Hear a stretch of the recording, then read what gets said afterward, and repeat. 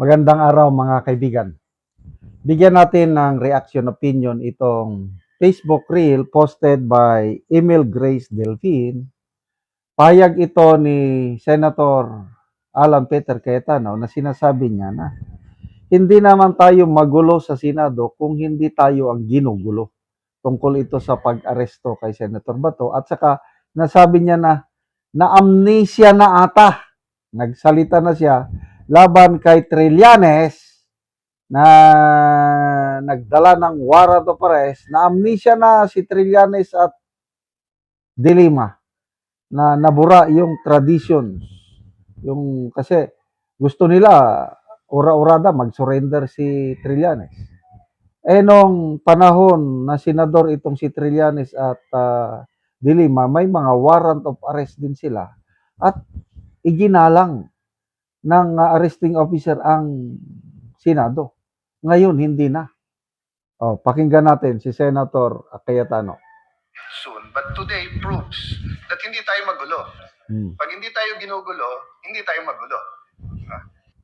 Ang naging tradisyon at nirerespeto to ng kahit na pinaka mabibigat or pinaka mga administrasyon na inaccuse ng paggamit ng kamay na bakal ay nagko-coordinate first bago nila i-serve ang warrant dito. Number two, we allow the senator to exhaust all legal remedies. And number three, in the case of Senator Bato, it has to be a warrant issued by a Philippine judge in a Philippine court.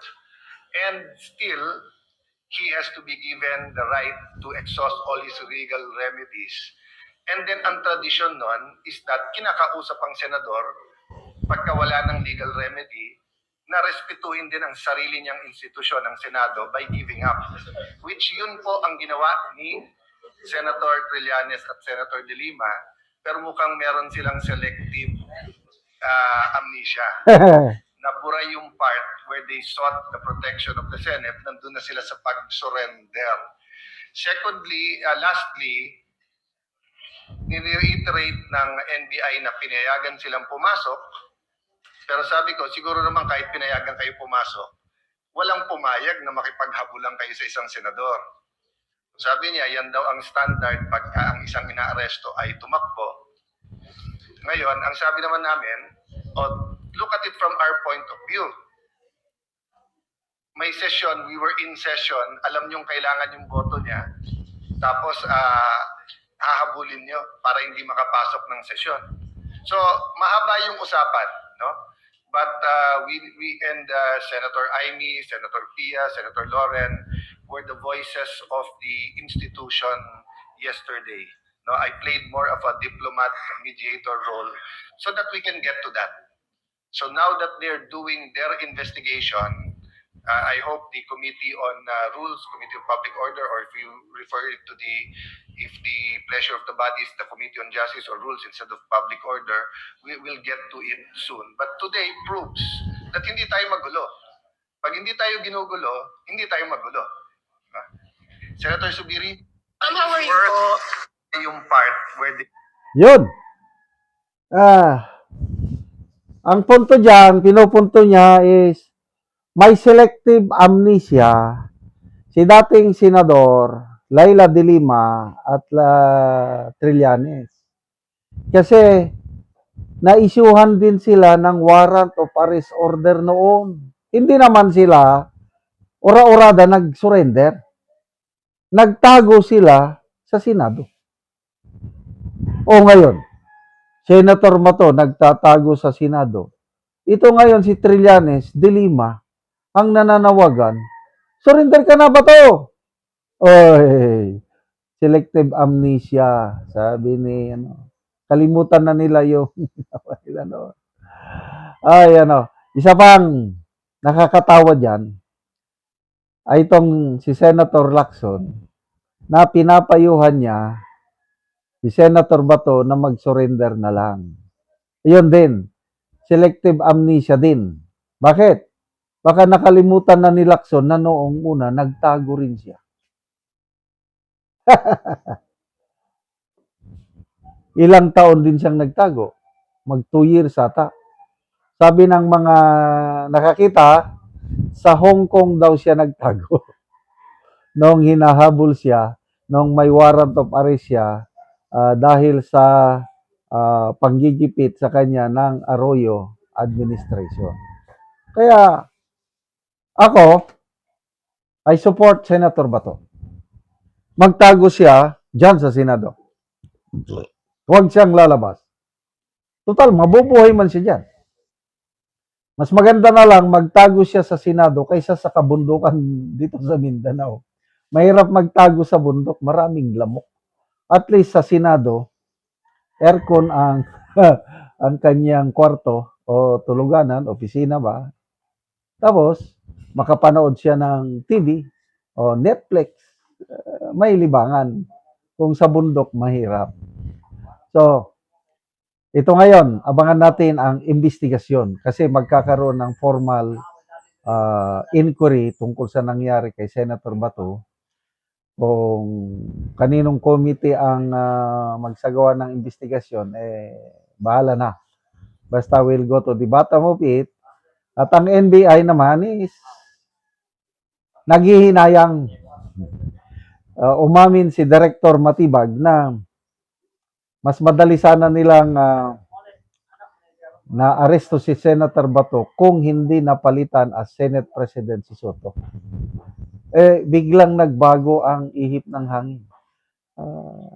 Lumalabas ngayon na ang isang rason kung bakit gusto nang huliin ng NBI si Bato, para hindi siya makaboto doon sa kudita. Mahinang NBI. Malayo sila sa style ni Torre. So dito ngayon makita ang kaibahan ng Torre kumpara sa isang Matibag. Matibag, wala, natibag na. Tinatawanan siya ngayon ni General Torre kasi dating presidente na kaya niyang arestuhin, isakay kagad sa eroplano. Etong si Matibag, wala, nagkabulilyaso. In-underestimate nila si Bato. Alam mo yan, 64 years old na senador, mabilis pang tumakbo, hindi nahabol ng mga bata-bata pang agents ng NBI. Salamat mga kaibigan sa inyong pagsubaybay sa channel na ito. Nakakatulong kayo ng malaki sa tribong talandig ng Bukidnon dahil ang sweldo natin sa channel na ito is pantulong sa tribo. Namimigay tayo ng libreng yero at pako para makapagpatayo sila ng mas maayos na tirahan. Panoorin nyo ang video na ito. Ug karon mao na ni ang atop sa natagaan na mo og yero.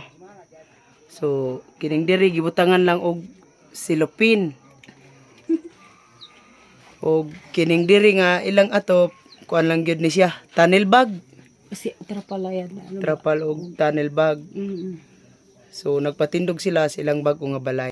Og karon mo na ni ang among gihatag nga yero.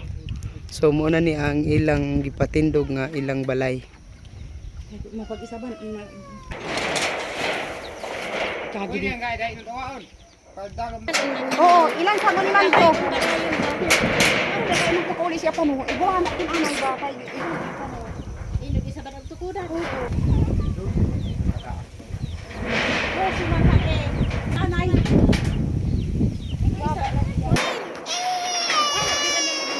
Ikaw na si kagi din.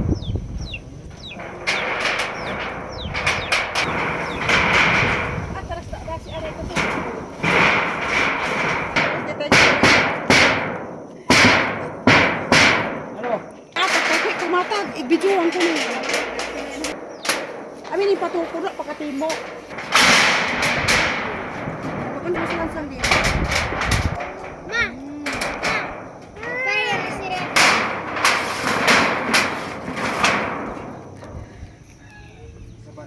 Ug karon human na gid sa pag-atop ang among ginahatag nga yero.